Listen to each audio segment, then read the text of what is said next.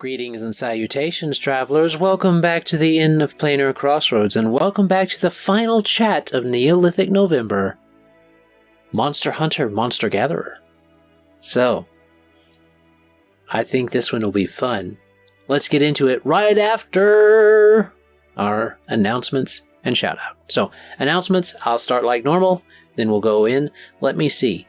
Skrat's done it first. Dan's done it first. Kristen's done it technically. So, there you go. So I guess I'll go first when we get it. So we'll go me, and then we'll go Dan, and then Skrat. I am Adam L. Spain with the Inn of Planar Crossroads. We hope you are enjoying our Neolithic November, and we hope that you would consider looking into it and saying, this is pretty good stuff. I might want to support this. You can do that by going to the Inn of Planar by going to TheIoPC.com or innofplanarcrossroads.com. Either one work. When you do, you will find our social medias there, our ways to support us there, and all that type of stuff. And you can contact us on any of those, and that'll get you in touch with us if you want to direct support us. And we're trying to get up to $100 per month of support cumulatively so that we can invest a bit more into this particular set of things we like doing. Let me see, it's November, so I guess it's the last week of November, so I guess it's okay to say we're going to be starting to reevaluate some of our monthly themes. So technically our months restart in March. I'm pretty sure March of the Mechs will be the same, but the rest of the year might not. So kind of keep in touch, kind of keep in an idea with us and in touch with us on that one, because we might shift up a few of the themes in the year to change up the flavor a little bit until we find just how we like it. But with that said, we are still going on, still doing live at 11, if everything's going according to plan, on Mondays. So, live at 11 a.m. for our live stream of art or work or something that we're doing live. I don't know for sure. But, either way, we'll be there. That's what I have. So, what you got? Hey everybody, Dan and Kristen from Avenue Studios. You can find us on YouTube, Rumble, and anywhere you listen to your podcasts. With these themed collaborations with the Inn of Planar Crossroads, one of our live streams we do on Thursday, 7 p.m. Eastern, is build a one-shot and then playtest it with some of our supporters based off of the discussions we have here at Hearth. So join us for that. We are doing all of our live streams now exclusively on Rumble. We do upload the videos later to YouTube and on podcast as well. But to join us live in chat, it's on Rumble. So join us there for our After Quest program, Wednesday, 6:30 p.m. Eastern. You can become a part of a noble house within that campaign.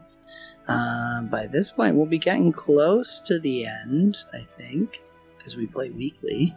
So I'll be interested to see where that is, and I'm very excited. I have no idea what we're going to do for Neolithic November, because we haven't built it yet, so I'm really excited to see what that's going to be.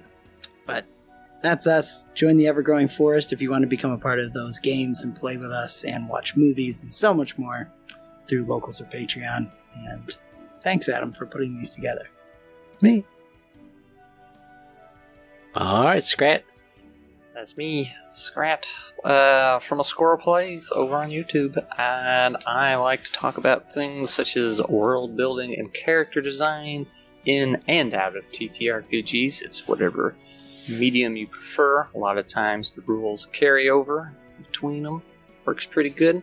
I do spend a lot of time in TTRPGs, and I have mentioned a few times at this point that I would like to dive more into the lesser known TTRPGs, and I have also neglected to mention that while the channel's name is A Squirrel Plays, I am actually working this week on my first video that talks about squirrels. It only took 39 videos, but I got there. It'll be out well by the time this episode games. So be on the lookout for that. It's a little world building with the Squirrel Death Squad. Ooh. Yeah. I'm looking forward to the day where Skrat's up here announcing that he's finally... Oh, that's a good one. Yeah. Where Skrat's up here announcing that he is finally finished up his 4-hour-long dissertation on squirrels through the history of gaming and stuff that he's going to make or something like that. I mean, to be fair, if he made it, I might watch it. But I'd probably watch it. Every video game that included a squirrel. I'll probably watch it at 2x speed, but it'll be great. But he's got to have like his whole squirrel setup where it's like Masterpiece Theater and the squirrel's sitting there and this is like at the pipe or something like that. Yeah. This is so good. Okay, my mental image is done. Check out A Squirrel Plays on YouTube. As far as checking out people on YouTube also, since we're done with announcements, that means we're Levi's spotlight, and despite him not being here, we're still going to carry it on for him. We are shouting out someone I've been kind of spot watching here and there. Colonel O'Truth. Colonel O'Truth's Miniature Issues. So, I love the name, and I've said that 4 times now, and the whole shout out is like, that's a good name. But he's making miniatures, and he's making his Undercrag City. He's currently on episode 10, and he's at 582 on his subscribers as of making this video. So let's get him up to 600. Tell him the Planar Crossroads sent you. And yeah, that's what I've got for my shout out. It's even got a mustache, see? So JP should love it. That's true. So it's got a snazzy mustache. All right. That's the shout out. So, with announcements done and shout outs done, it's time to come in, sit down, gather around the hearth as we discuss Monster Hunter, Monster Gatherer. Skål.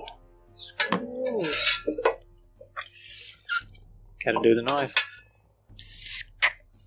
There you go. Oh, it's not bad. I'm almost out. I might actually have to open another one. What? Let's compare sounds. All right. Well, before they get into a sound off, we're going to go into Monster Hunter, Monster Gatherer. So, let's start with Kane Point again. Kane Point number 3. All right. Kane Point number 3. Everything probably wants to kill you.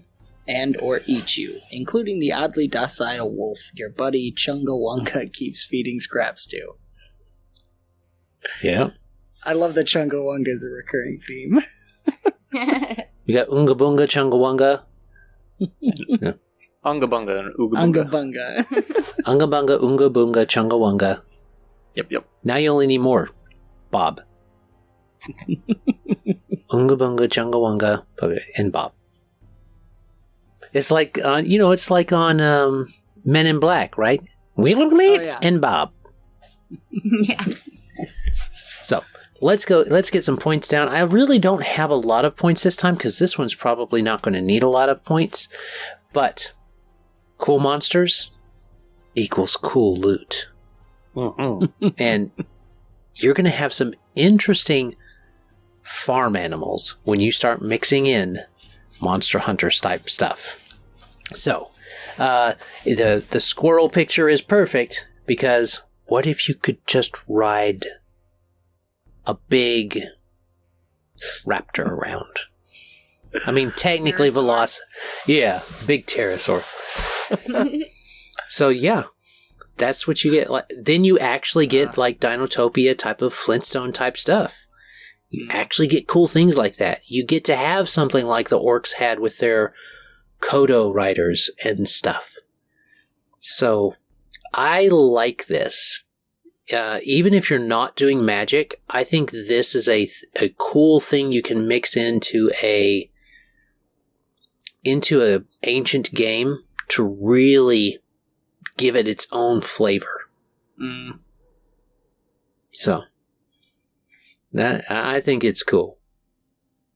Oh no, for sure. I was gonna, as soon as you're saying it too, one of the recommendations I have is just know whatever you introduce, there's a high likelihood at least one player is gonna want to tame it. Yeah. Whatever it is. And it's probably how deadly it is. It's probably the lady at the table.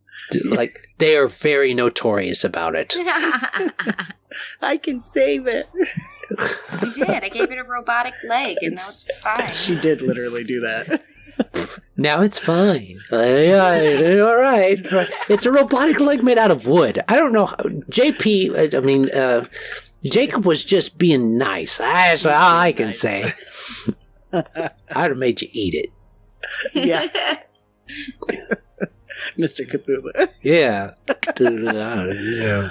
But for real, too, the other thing I was saying, I'm not saying whether it's good or bad, but you could get into a gotta catch 'em all situation, too. Which maybe that's what you want to do, and it could be really cool.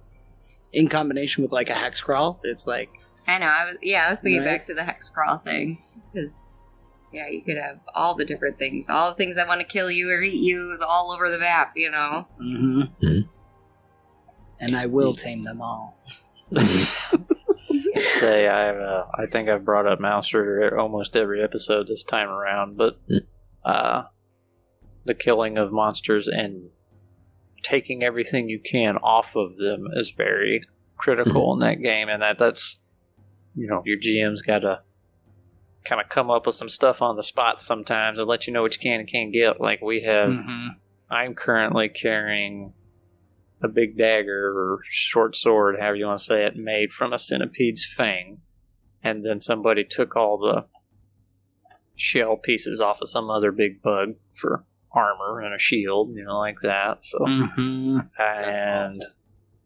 I think we made a club out of something from a beetle. I don't know, like if it was horn or something. But yeah, just things like that, because you're constantly breaking these things and you got to find new ones. So, but what makes that a little harder is you have very limited inventory space in that game.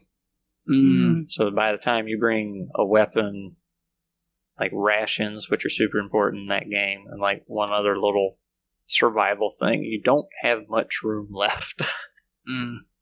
That's a really good point, is because I know, at least from my experience, a lot of times we waive the carry capacity stuff to a ridiculous amount, but this might be a good situation to actually pay attention to that. Yeah, I'll say all the times I've played 5e, nobody, we don't give a toot about carry weight or ammunition or anything, but like we're in this game, it's like, no, you got, what is it? You got 6 backpack slots, and you can't access your backpack in combat.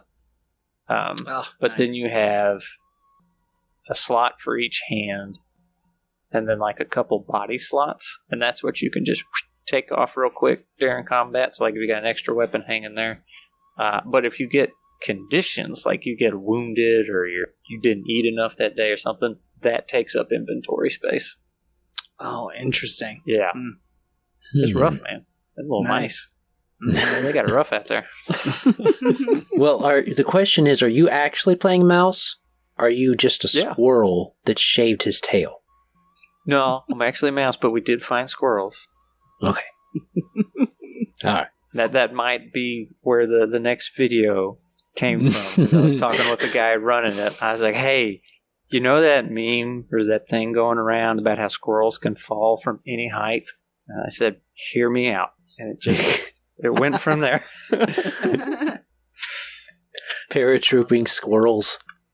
Without the parachute. I mean, fair enough.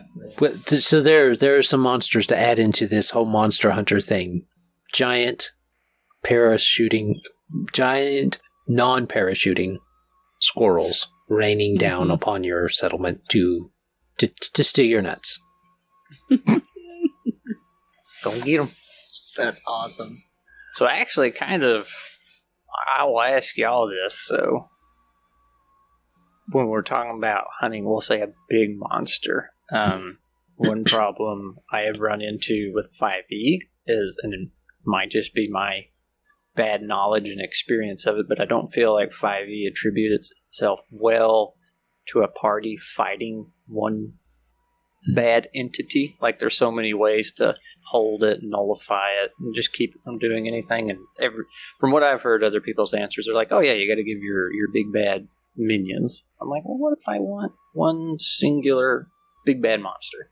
Mhm. So, like, what are some good systems for big bad monsters?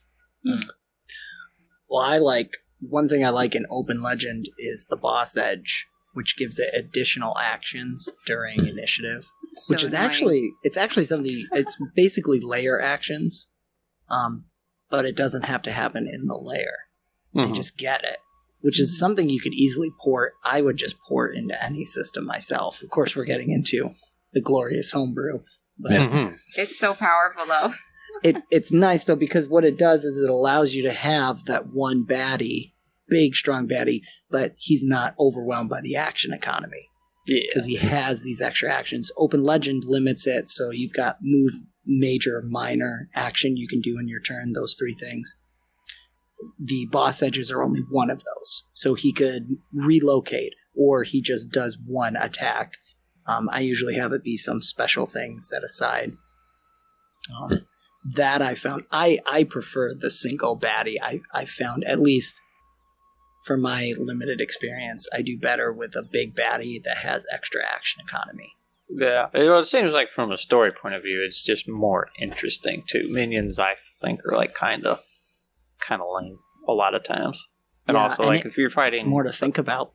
yeah, that too. But like, you go fight a big bad dragon. I don't want to fight the big bad dragon and his hamster minions or whatever. Yeah. But what if you want to fight the gargantuan hamster with its large hamster minions? That's different. But that's a really good point, because I think in this situation that we're talking about, that's what we would be doing probably, right? Because it would be hunter-gatherers. They're going in to get this magical creature. I love the dragon especially, because I just think if dragons were real, whatever their bones are made of has to be amazing. It has to be super useful, because it's got to be light but also ridiculously strong, because they fly, unless you have a magical reason for flight. But I've always liked that idea of dragon teeth as swords and daggers. Dragon bones would be very desirable. Yeah. So in the world I made for the stories I've been writing, that's the dragon bones are very, very, very super precious. But the dragons are, they're smart, they're intelligent. They have this ritual. When they die, their closest companion, family member, whatever the case may be, burns their body. And only the dragon's flame is strong enough to burn the bones down to ash. So that's what keeps people from getting a hold of them. Yeah. And makes them even more rare and harder to come across. So.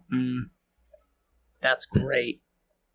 I did want to throw out too, Battle Zoo Bestiary has a great monster hunter and crafting and gathering resources for Pathfinder and Dungeons and Dragons. So totally shilling. Jacob and I did a Druid's Table on it. Check it out if you want to see more info. But Battle Zoo Bestiary actually does a whole breakdown for that as an add-on for both systems.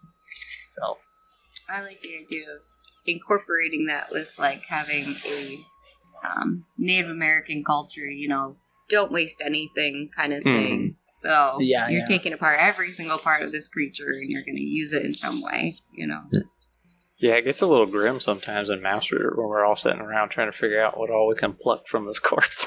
Yeah. that's so good. Jake and I talk about it in our thing, though. I do my own butchery and hunting and everything, too, so I love that in a game. I love the idea of both, one, hunting and butchering and like field dressing are all different skills, and having the whole party be able to do that. That's something with all of this, magic or not, that I enjoy in a game. I like the crunchy level of, you don't just because you killed it doesn't mean you get to keep everything. You got to know how to extract everything. Yeah. Right. You don't want to just rip into the abdominal cavity, because you'll tear into the intestines and stuff like that, or the gallbladder, and everything get everywhere. And then that might be that might be another way to handle the different way of doing the skills. Like I was saying, Mouse Rider, you have super limited inventory space. So we're all able to get in there and take whatever we want, but we have to decide what we're going to take. So having the skills to actually extract maybe quantities of something. So like dragon scales, if you have a low skill, you only harvest a fourth of them or something. You miss out on a lot. Yes. Or even to the higher value stuff, because I think about, on top of what Adam's saying with disrupting the system, the organ stuff, now add magic to that. What if you accidentally hit the heart of fire in the dragon? I was say he explode. Yeah.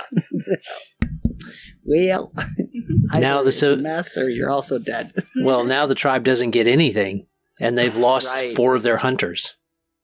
Because if you think about it, it's a fireball. It's multiple. It's a fireball. It's a necklace of fireballs, basically, centered on whomever did that. Everybody's off on the sidelines, like, you could do it. Yes, like, we believe. I love it. We've got a lot of confidence in you, Dave. My name's Bill. Whatever. Well, if you're going to shout out Battles of Bestiary, I'm going to shout out that book I bought when I was up there with y'all, Into the Weird and Wild, which, Kristen, it has D6s. So, there you go. But it is very much, it's set more in the medieval, so not necessarily everything could apply, but the actual harvesting could apply. And if you're mixing in magic and the strange, the moon phases is a good thing that you can mix into that it has, and those affecting stuff. What it means to become lost in the woods, what that can really mean for you. The fact that you could become corrupted by the woods. Because if you're mixing in magic again, and these monsters are magic, like the Illithid example from... I was just thinking that. From Skrat. Skrat's, yeah. It may be a proto-Illithid or something along that line. Or... that's a fun idea. A proto-Illithid that is developed... Its species is already developing the mind powers, but they have yet to really get a mature elder brain or something along that line. And maybe that's what this is progressing in the setting of your story. Is this consumption, this particular Illithid is getting smarter and smarter the more it consumes. So that's a possibility. And what would you get for killing that Illithid? What would happen to your character if maybe it skinned the Illithid and wore wore it as kind of it wore its fangs, like its beak, as part of its headdress. Well, what does that mean now? If you take its skull, well, do Illithids have skulls? I don't know. I thought they were kind of squishy up top. Yeah. At least in Baldur's Gate 3, I noticed that the other day. Okay, so they're probably soft skulls. So probably like cartilage or something. But what would happen if, like, what if you or if you turned them into calamari? I mean, they're eating you. You can see if you can eat them. Because you're a caveman, you don't know. So you cook it over the fire and you eat it, and you get smarter. Or you develop a psionic ability. And that would be interesting. So there's lots of stuff you can get from that. There's also harvesting rules in both what Dan offered and I spoke up about. But it could even be short term too. And then you've got a potential addictive substance you've just created. It could be addictive, or it can be, well, it's kind of like, say you got real smart, really, for just a few minutes, and you realized so much, and then you got stupid again. You would know you got stupid again. Yeah, what's that movie with the pill? They take that pill and makes them hyper smart. I can't remember. Limitless, I think. Limitless, yeah. It's kind of that idea at a caveman level. Yeah. So there's that to consider, those different things. That consumable item thing coming from them would be a world-building moment, a world-building aspect that would feed to why there's a continuous hunt for this thing. Because it wears out. You need more. It's not just, oh, it's so rare. It's like, oh, this is actually a beneficial thing to our society. And that's why we domesticated animals. That's why we breed animals domestically, is because it's convenient for the society. We don't breed cows because we particularly like cows. I mean, some people do, but cows are big and kind of cumbersome, and you got to do a lot to feed them, but man, that beef tastes good. Mm-hmm. So, I mean, it's a trade-off. They can be. They can break be. through your fences all the time just because they got scared. Well, I don't know that my cows get that scared because they don't go nowhere. They're like, I ain't messing with you, dog. Get out of here. I'll come at you, dog. But that's just my cows. But that is kind of wild animals too. If they don't have anywhere to go, they're going to fight. So, you got those layered actions like you're talking about, and I want to come back to your point about how to run. Skrat asked how to run a single enemy. Right. I've done something that I'm putting into every system I run in, as well as I'm tweaking my own little system to mess around with and just play what I want to play. And in it, I'm putting in something called the Causality die. So every time I run a game, I have them roll initiative. They may not get in combat at all. They may not have any combat at all this game, this session. But I have them roll initiative, and I have them roll Causality. And Causality, because the D12 doesn't get any love, I have it be a D12. And so after every round, there's a count. So in everybody, there's usually about 4 to 5 players, so you usually get about 4 to 5 results. Say there's 4, and one person rolls a Causality of 3, one person rolls a Causality of 6, one person rolls a Causality of 7, and one person rolls a Causality of 10. So when turn 3 rolls around, so one player goes, an enemy goes, and then a player goes, that's the third turn. Something happens on the battlefield. It can be good or bad based upon, you can flip a coin, you can have, I let the kids call a coin that I flip because they like to have the randomness and stuff. But if you're doing a story and you can look at the cumulative actions of the past three rounds, or the past 3 turns, I should say. And that affects the Causality. Something happens on the battlefield. Something changes the situation, even a little bit, to make it either easier or harder on the players. And that's a way you can mix it up without having to add in extra actions or something. I like to lean on it to where I want to work it in my personal system. This is just me brainstorming for a second. I want to work it in my personal system where big enemies are very, very dangerous. You do not want to go up against them. You do not want to fight them. I want to actually give them a scaling boost based upon their body and everything. Because it's I think it's like a quadratic increase in strength. If you're someone who's 5'5" and someone who's 6'5" are going to have very different muscle masses. They're going to have very different abilities physically, simply because of their genetics. And that's going to be influenced on this. And when you're coming to big monsters, these are house-sized monsters sometimes that you're fighting in, like Monster Hunter or something. These things should be absolutely waylaying you. And the reason they don't in Monster Hunter is because it wouldn't be any fun, to just get smacked and get turned to a red paste. But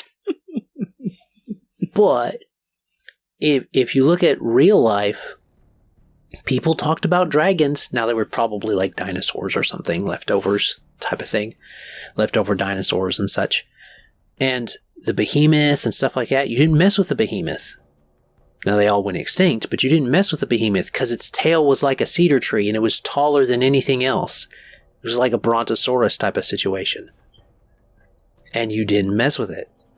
You got out of its way. It didn't get out of your way. You got out of its way. And there should be a little bit of fear in your players when they're hunting monsters. In the characters, when they're hunting monsters.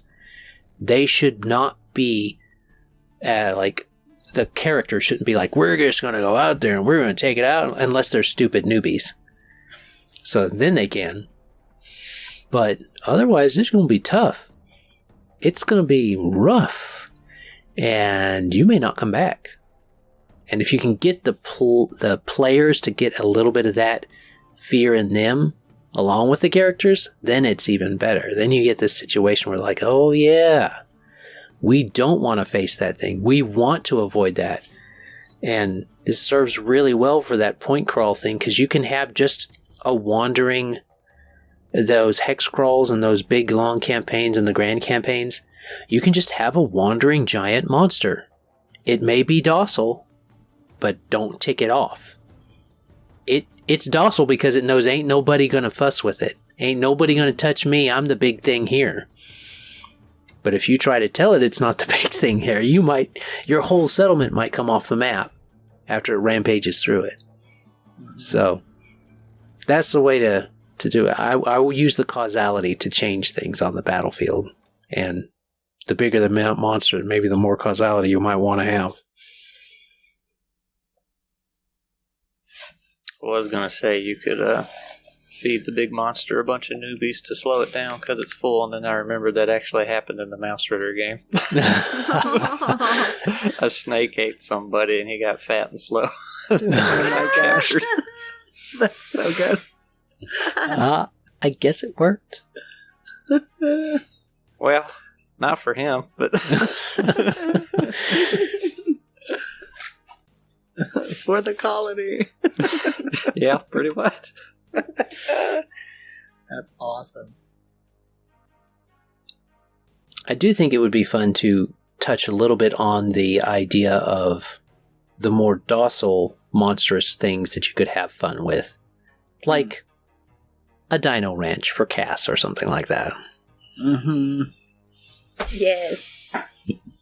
That's all when I was playing Ark with my wife. That's all she did. We had like 300 raptors she was breeding. See, I told you.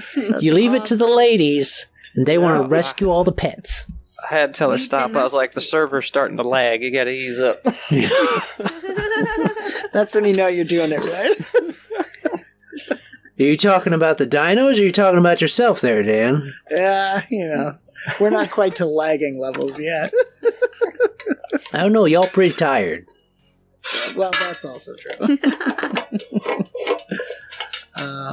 But that's a really good point, too, is that you can have fun with the domesticating stuff. Like, you don't just have to go out hunting things. It could be same kind of harvesting roles. You can use those same things, but it's how well did you do with eggs or milk or keeping these animals alive, whatever kind of resources you're getting from them. What type of milk do you get from aurochs? Is it green? Sure. But harkening back to your idea of the starting for the first time maybe an established village where you're hitting this magical place, maybe the animals have a little extra thing there. You gotta do it right, goose that laid the golden egg or something like that.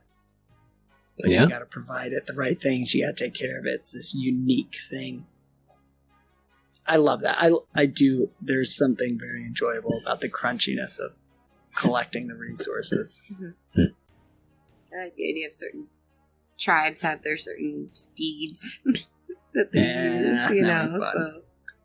Well, in some ways, that is anachronistic to what happened in real life. You had peoples who were very good at doing certain things, and so they traded for those with other peoples for the things they did well. And in emerging cultures, like in the stone, bronze, and iron ages, and even still into today's ages, if you do something really good, people are going to want it. You can trade for it. And you throw magic in the mix with these big monsters and stuff. Maybe this tribe got a hold of some eggs at one point of actual not like intelligent dragons, but like dino dragons or something. And so they were like, whoa, if we can get these to hatch, we can domesticate. They wouldn't use that word. We can tame these dragons.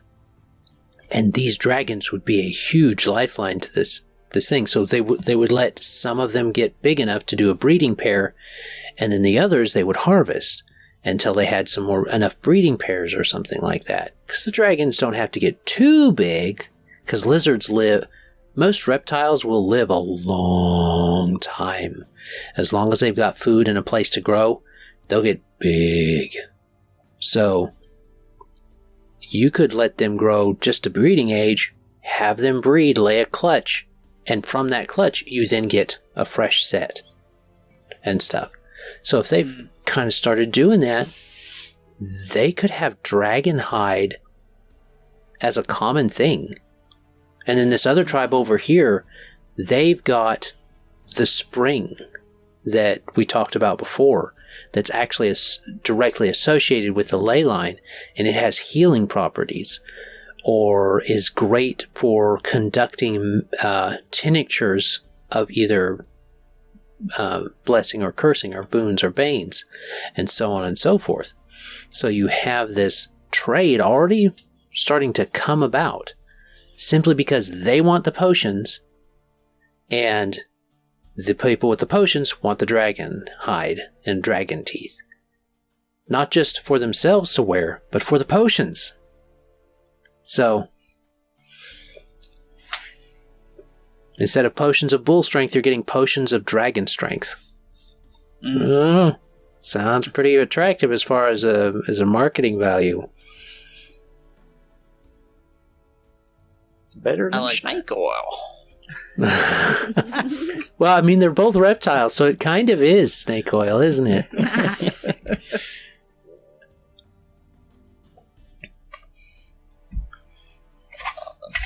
All right. We are about final thoughts time. So, let me see. Do one of y'all want to start off? Or do you want me? I got one. All right. Go for it, Skrat. Okay. So, I think Dan earlier was saying you got to watch out for those players that want to capture and tame everything. Yeah. Yeah. So, I had a thought.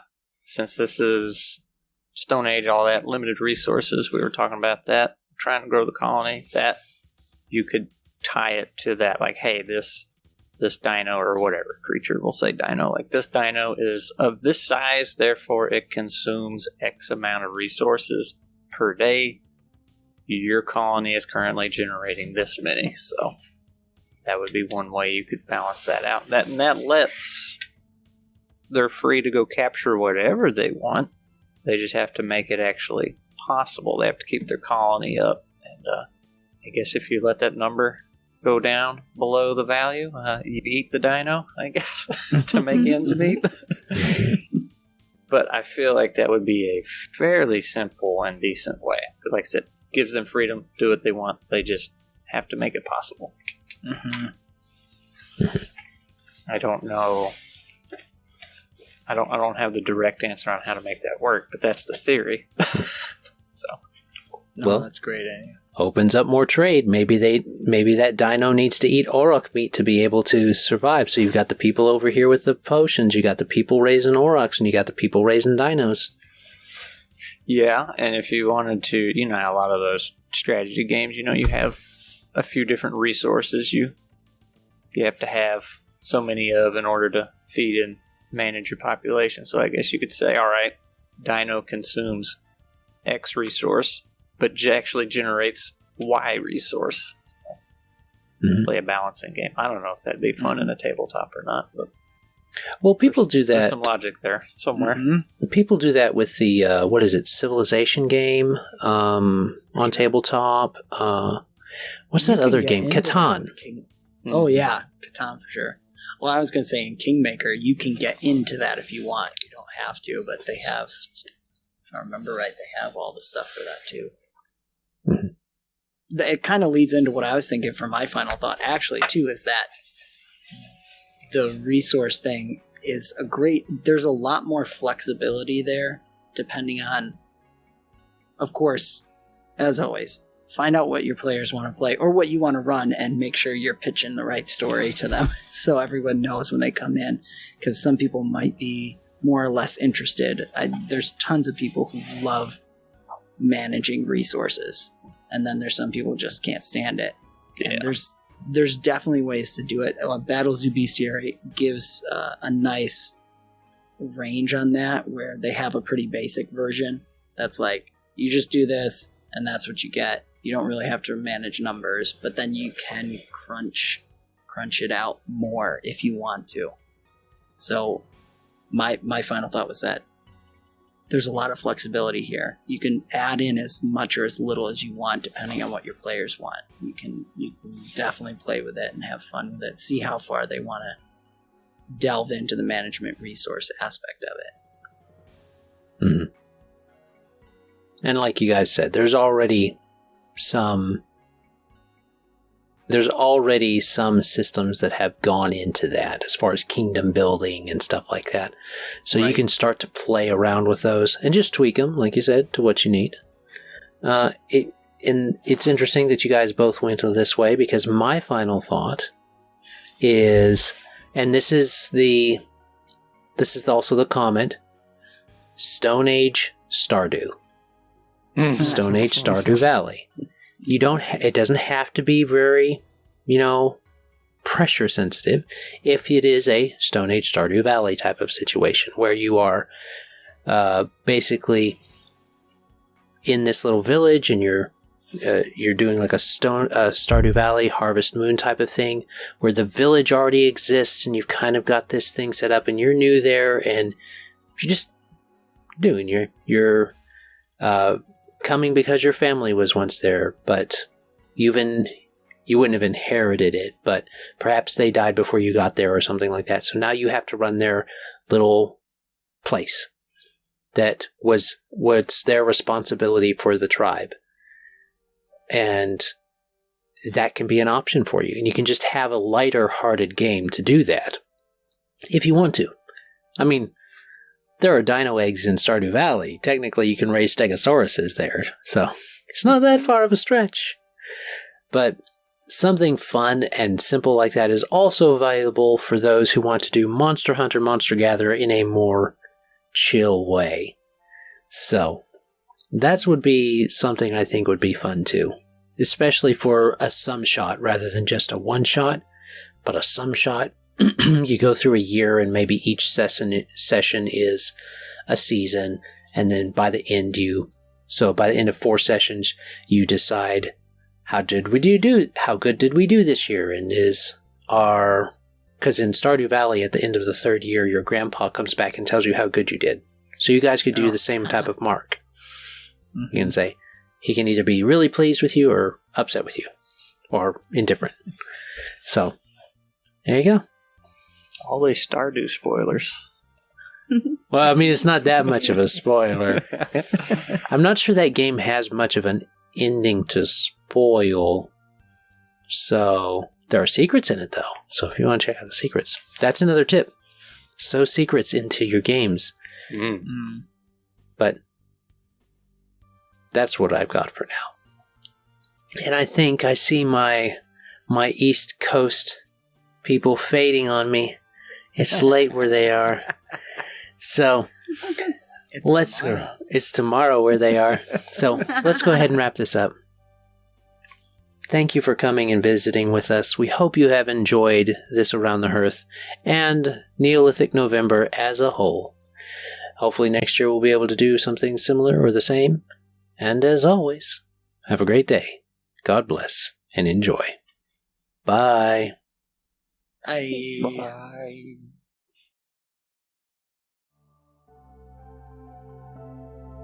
This content was made possible by travelers and viewers like you. Thank you.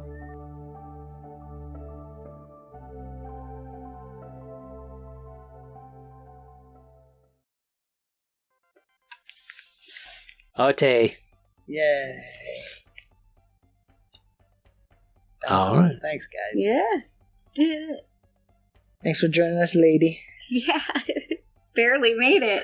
My goodness. I did text her. I was like, can you please just tell me you're alive? Because I'm out with the girls. It's fine. I know. I'm teasing you. Well, that's why he needed to know if you were alive or not. You girls crazy. Yeah, it's true. Oh, we're not crazy. Just at a restaurant talk, and it's good. Oh. Alright. I do have to pee. Not gonna lie. I can't move. You're stuck now. Unbelievable. This is fun. It's kind of fun that we had a smaller group too, because it's like the smaller populations during that time. Oh, yeah. There we go. It worked out. By this time not next week, but the week after. So 2 weeks from now, I'll already be at your place. Yes. Yep. Lord willing. Doing over the garden wall. Over the garden wall. Yep. Oh, we got it. Yeah, I'll get back in touch with you. I'm going to talk with Ryan hopefully tomorrow. And I'll have final things on the deity game. Oh, yeah. Okay, because I need to know. Has he told you who I'm supposed to be playing yet? We might have deduced. Oh. I was like, well, he's playing a bad guy again. Well, it is what it is. I can't help that I'm just so good at it. See, that's what it is. It's great. No, it's going to be good, fun. right? So yeah, I just got to finalize some thoughts with Ryan. Skrat, you're welcome as well if you find yourself in New York. Thanks, man. Yeah. For trick-or-treating with us. Yeah, come on, let's do it. You have to dress up as a squirrel, though. That's required. Yes, requirement. Oh, no. If he ever comes to a costume party with us, we'll be expecting like a squirrel full-on thing, you know? Yeah, it's got to be like Or with just comfort. the squirrel head thing that Ryan had. Ryan has a squirrel head. Ryan has a squirrel head. I think. Yes, he went to Renfest one year as basically like a red roll squirrel. He had a whole knight's costume and then put the squirrel mask on. And then he met a girl with a horse head. And It's a They got whole a series of picture together. pictures. It was great. It's like love at first sight, and they never saw each other again. they don't even know what each other look like. Nope. They never will.